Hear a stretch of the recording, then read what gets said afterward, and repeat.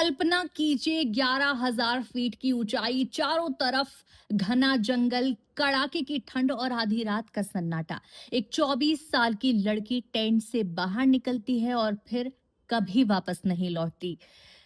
सबसे हैरानी की बात यह है कि उसकी तलाश में Uttarakhand police, SDRF, NDRF, ITBP, भारतीय सेना, ड्रोन, स्निपर डॉग्स और हाईटेक उपकरण तक लगाए गए थे। लेकिन आज तक बबीता पांडे का कोई भी पता नहीं चल सका। आखिर बबीता के साथ हुआ क्या?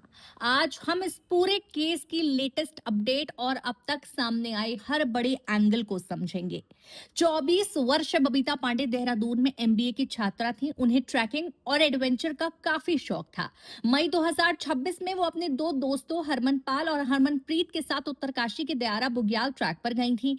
तीनों गोई बेस कैंप में एक ही टेंट में रुके थे, लेकिन 29 से 30 मई की रात सब कुछ बदल गया। दोस्तों के मुताबिक देर रात गाने की आवाज को लेकर तीनों के बीच बहस हुई। उनका दावा है कि बबीता नाराज होकर अकेले टेंट से बाहर चली गई, लेकिन इसके बाद वो कभी वापस नहीं लौटी। सुबह जब काफी तक बबीता नहीं मिली तो पूरे कैंप में हड़कंप मच गया।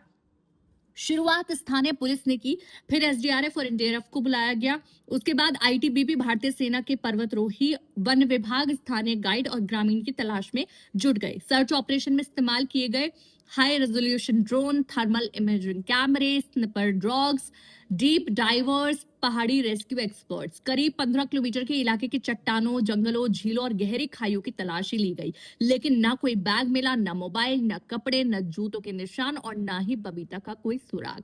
जांच के दौरान पुलिस ने दोनों दोस्तों से अलग अलग पूछताछ की। बताया गया कि दोनों के बयानों में टाइमलाइन और घटनाओं को लेकर कई विरोधाभास मिले। इसके बाद परिवार ने भी आरोप लगाया कि दोनों को छिपा रहे हैं। इसी आधार पर पुलिस ने दोनों को हिरासत में लेकर पूछताछ की। उनके mobile phone, call record, location और डिजिटल डाटा की भी जांच की। हालांकि अब तक किसी भी एजेंसी ने सार्वजनिक रूप से ये नहीं कहा है कि उनके खिलाफ अपराध साबित हो चुका है। जांच अभी भी जारी है। जांच के दौरान ये भी सामने आया कि जिस ट्रैकिंग एजेंसी के जरिए ट्रिप आयोजित हुई थी, उसके दस्तावेजों और रजिस्ट्रेशन प्रक्रिया को लेकर भी गंभीर सवाल उठे हैं। रिपोर्ट के मुताबिक प्रशासन इस बात की जांच कर रहा है कि क्या सभी जरूरी नियमों का पालन किया गया है या नहीं। यदि सुरक्षा नियमों में लापरवाही हुई है तो इसकी जिम्मेदारी भी तय की जा सकती है। अब तक इस केस में कई संभावनाओं पर जांच हुई है।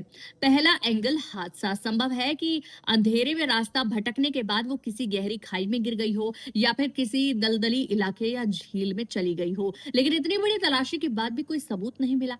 परिवार शुरू से ही कहता रहा कि सिर्फ गुमशुदगी नहीं हो सकती, इसलिए पुलिस अपहरण या किसी आपराधिक साजिश की संभावना को भी पूरी तरह खारिज नहीं कर रही है।